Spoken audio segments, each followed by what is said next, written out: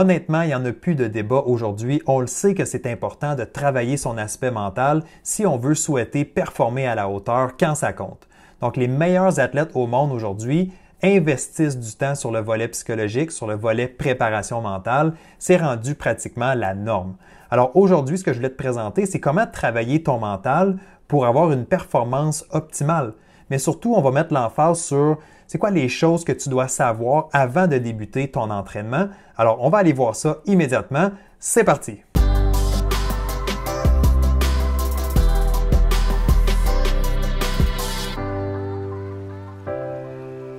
Salut, bienvenue à ce nouvel épisode de Direction Excellence, que tu m'écoutes en format vidéo sur YouTube ou en format podcast dans tes oreilles. Merci d'être là, merci d'être à l'écoute et de passer quelques minutes avec moi aujourd'hui. Laisse-moi me présenter, je suis Jonathan Lelièvre, consultant en performance mentale et fondateur du Club Direction Excellence, une plateforme d'entraînement mental en ligne pour athlètes. Visite le www.directionexcellence.com pour tous les détails. OK, on va aller tout de suite dans le vif du sujet. Donc, on va commencer avec les 3 choses à savoir avant de débuter ton entraînement mental. Donc, tu vas voir, on va se concentrer sur 3 points relativement simples, très appliqués. Donc, on va être vraiment dans le comment. Et si jamais en cours de route, tu te demandes « Ouais, mais Jonathan, sur quoi je devrais travailler? » Bien, j'ai gardé ça pour la section bonus à la fin. Donc, si tu veux mon opinion là-dessus, assure-toi de rester jusqu'à la fin de cet épisode pour en apprendre plus. Mais pour commencer, on va se concentrer sur le premier point.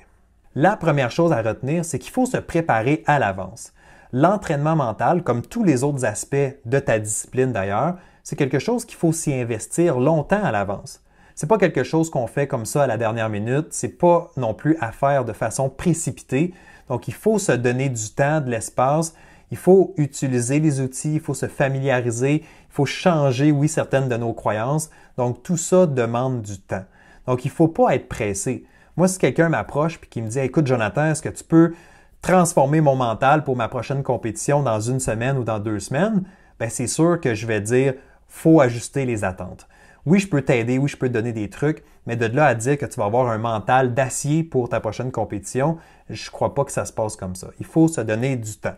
Alors, les meilleurs athlètes au monde le savent et investissent du temps régulièrement ou planifient ça même dans leur saison pour s'assurer qu'ils travaillent, qu'ils développent ce muscle-là entre les 2 oreilles.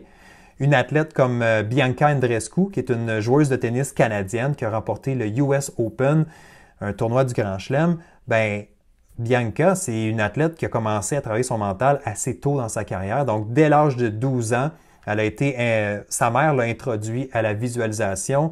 C'est une fille qui lit des livres, qui est curieuse, qui va continuer à chercher des outils pour l'aider à performer sur le terrain, mais ça date pas d'hier. Ça date de très tôt, relativement tôt dans sa carrière. Un athlète comme Michael Kingsbury, qui est un champion de ski acrobatique, un Olympien, un médaillé, pas juste un médaillé, un champion olympique, ben, il travaille déjà depuis plusieurs années son aspect mental. Si aujourd'hui, on peut dire que Michael Kingsbury, c'est un des athlètes les plus forts mentalement entre les 2 oreilles, puis pourquoi il est dominant sur le circuit, c'est parce qu'il a travaillé, il a investi suffisamment de temps dans ce volet-là. Et même, on pourrait dire un peu plus jeune dans sa vie, donc à l'âge de 6-7 ans, il y avait déjà des objectifs, il y avait déjà des ambitions. Et une chose que peut-être que tu n'as jamais entendu parler, Michael Kingsbury avait dessiné sur une feuille les anneaux olympiques, puis il avait écrit en dessous « Je vais gagner », puis il avait affiché ça sur son plafond. Donc, il voyait déjà, il se projetait déjà à être un champion olympique un jour. C'était son rêve, c'était vraiment son objectif ultime. Et bien évidemment, il l'a atteint en 2018, là, si tu connais un peu sa carrière. Alors, tout ça pour dire que, puis éventuellement, plus tard dans sa carrière, il a travaillé spécifiquement sur l'aspect mental, mais c'est un travail de longue haleine. Il faut investir, il faut expérimenter aussi les outils. Donc, la préparation mentale, c'est beau d'avoir une stratégie, disons, on parle de respiration ou on parle de gérer son discours intérieur. C'est correct de le comprendre puis d'avoir le côté théorique ou de saisir c'est quoi la stratégie, mais il faut l'utiliser à l'entraînement et aussi il faut s'habituer à l'utiliser dans les moments où ça compte, donc en compétition ou dans les moments importants. Donc, il faut apprendre à se familiariser avec tout ça. Puis, à la fin de la journée, ton entraînement mental, le but, c'est de trouver qu'est-ce qui fonctionne pour toi. Donc, c'est d'essayer des choses, c'est d'être à l'écoute des commentaires, c'est d'apporter justement ce bagage-là en compétition, tirer des leçons et s'améliorer pour la suite. Donc, vraiment, la clé ici, la chose à retenir numéro 1, c'est que pour avoir une préparation mentale optimale en vue de tes compétitions, bien, il faut se donner du temps. OK, la deuxième chose à retenir avant de débuter ton entraînement mental, c'est une chose qui va vraiment t'aider, c'est de l'intégrer dans ta routine d'athlète actuelle. Au lieu de voir ça comme un ajout que tu fais sur tes 15, 20, 30 heures d'entraînement par semaine, vois-le plutôt comme un complément ou vois-le plutôt comme quelque chose qui va bien s'intégrer dans ta routine.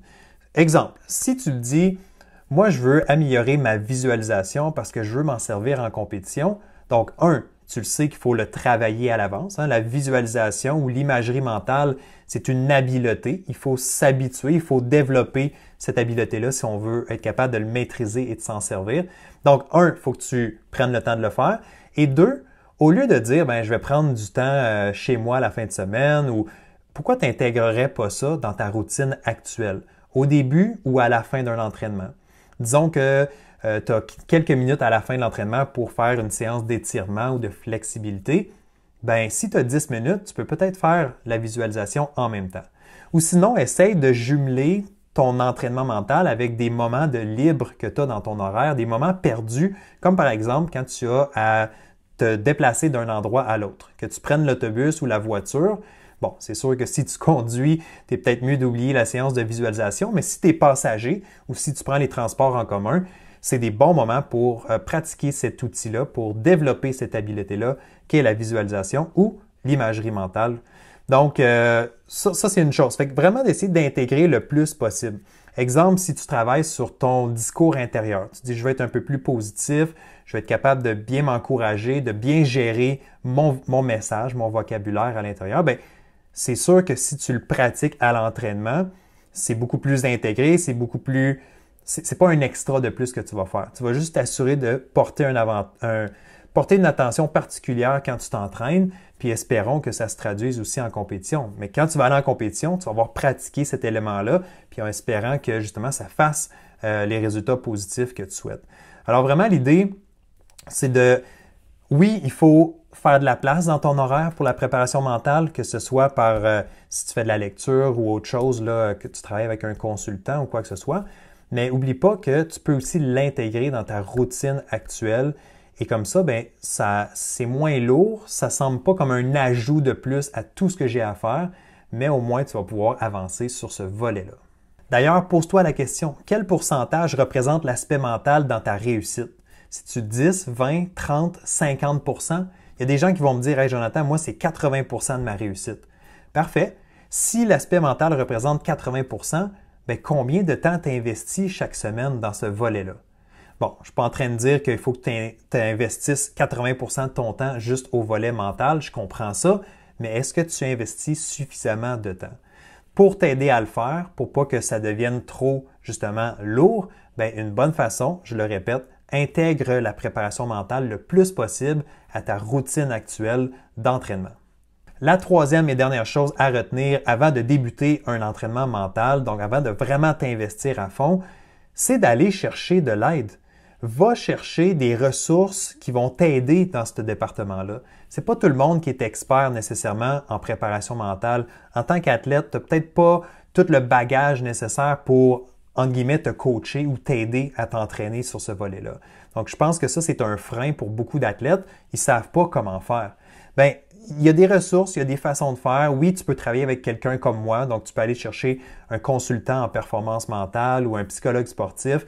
Oui, il y a cette option-là, mais tu peux aussi aller chercher un livre sur le sujet. Il y a plusieurs bons livres qui ont été écrits sur le thème de la psychologie sportive ou de la préparation mentale qui vont te donner des outils, des réflexions, des choses assez pratiques.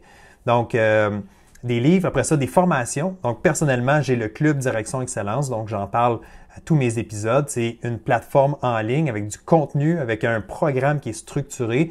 Donc, tout ça est disponible si tu veux faire l'investissement nécessaire. Investissement en termes d'argent, mais en termes de temps aussi. Donc, va chercher de l'aide, va chercher quelqu'un ou une façon de t'accompagner là-dedans. Parce que si tu me dis, je veux travailler mon mental cette année, mais que tu ne sais pas de quel côté prendre ça, tu ne sais pas exactement quoi faire, bien, peut-être que tu vas juste faire du surplace, puis finalement, tu vas te décourager, puis tu vas te dire, ben l'aspect mental, j'ai pas le temps ou je ne sais pas quoi faire, puis finalement, tu vas le laisser de côté, ce qui serait une grave erreur. Donc, essaie d'aller chercher de l'aide, que ce soit pour des nouvelles idées, que ce soit pour bien t'accompagner, pour t'assurer que tu progresses. Donc, encore une fois, il y a plusieurs options possibles. Une autre chose qui est vraiment importante aussi, c'est d'avoir une communauté peut-être d'athlètes avec toi, donc d'être entouré avec des gens, un aspect social aussi derrière tout ça. Donc, si tu partages un peu tes idées, si tu partages tes expériences avec d'autres athlètes qui sont passionnés comme toi, bien, peut-être que ça va t'inspirer, ça va t'amener des idées, puis tu vas peut-être inspirer d'autres personnes aussi. Alors, pourquoi pas essayer de s'entourer, avoir un environnement qui est favorable. D'ailleurs, si tu le veux, je le propose à l'occasion aussi, mais j'ai un groupe Facebook Direction Excellence. Donc, si tu veux venir joindre ce groupe-là, c'est 100% gratuit. Puis, je suis là pour aider, donner des conseils, inspirer, amener des discussions. Donc, n'hésite pas à venir nous joindre, puis à venir justement bénéficier de tout ce bassin de gens, d'athlètes, de passionnés comme toi. Alors, avant de passer à la section bonus, qu'est-ce qu'on a vu? Les 3 choses importantes à retenir avant de travailler ton aspect mental. Première des choses, je vais faire ça vite là. Première des choses, se préparer à l'avance. Donc, c'est pas quelque chose qu'on fait dernière minute. On veut se donner du temps. Deuxième chose, c'est d'intégrer ça à notre routine d'athlète. Donc, on veut essayer de jumeler la préparation mentale à nos entraînements actuels et aussi à nos compétitions. Et la troisième chose, c'est d'aller chercher de l'aide, que ce soit un livre, un consultant, que ce soit une formation, peu importe, assure-toi d'aller chercher un petit coup de pouce pour aller chercher des bonnes informations, puis peut-être un accompagnement qui va t'aider aussi. Et maintenant, ma section bonus, comme promis, mais tu te demandes peut-être sur quoi tu devrais travailler pour commencer. Malheureusement, je n'ai pas de réponse spécifique pour toi parce que ça dépend d'une personne à l'autre. Donc, toi, tu as des besoins particuliers que tu dois identifier. Donc, pose-toi la question. Qu'est-ce que je pourrais travailler, qu'est-ce que je pourrais améliorer maintenant qui aurait le plus de répercussions positives dans ma carrière sportive? Donc, essaye d'identifier l'endroit où tu pourrais faire le plus de gains en ce moment sur le volet mental. Une fois que c'est fait, une fois que tu as dit, moi, disons, c'est la confiance, travaille là-dessus. Concentre-toi sur cet aspect-là. Va chercher de l'information, entoure-toi, fais les exercices qu'il faut pour t'aider avec ta confiance. Disons que c'est la gestion du stress, parfait. Assure-toi d'aller te chercher des outils, assure-toi de pratiquer, par exemple, la respiration, des techniques de relaxation, peut-être essayer la méditation si ça peut être positif pour toi. Donc vraiment, le but ici, c'est d'aller te focusser sur une chose à la fois et peut-être de mettre plus de temps, oui, sur la gestion du stress, mais t'assurer que c'est bien maîtrisé, t'assurer que tu as fait le travail, puis quand tu arrives en compétition, tu es capable de mieux te gérer. Donc, au lieu de vouloir tout faire en même temps, assure-toi d'identifier la priorité, concentre-toi là-dessus, mets ça en application à l'entraînement, en compétition, peaufine ta technique, tes trucs, tes astuces qui fonctionnent pour toi. Et après ça, tu pourras passer peut-être à un autre sujet qui est la prochaine priorité pour toi finalement. Donc vraiment, le truc ici sur quoi tu devrais te concentrer, c'est qu'est-ce qui va t'apporter le plus de bénéfices à court, moyen terme, puis ensuite, on change de sujet, puis on amène un autre volet de notre préparation mentale. Voilà, c'était ça l'épisode aujourd'hui. J'espère que tu as apprécié et comme à l'habitude, si tu as aimé, si tu as retrouvé de la valeur, mets un pouce dans les airs, donc like cette vidéo et assure-toi de t'abonner à la chaîne YouTube si ce n'est pas déjà fait. Et si tu écoutes en format podcast, assure-toi de mettre une évaluation avec 5 étoiles pour le podcast Direction Excellence et t'abonner si ce n'est pas déjà fait. Tous ces petits gestes-là, je le répète, ça compte, ça fait une différence pour moi, ça m'aide à faire découvrir Direction Excellence et de pouvoir aider encore plus d'athlètes au quotidien. Alors merci pour ton coup de main et on se retrouve très bientôt pour une prochaine dose d'excellence. Bye bye!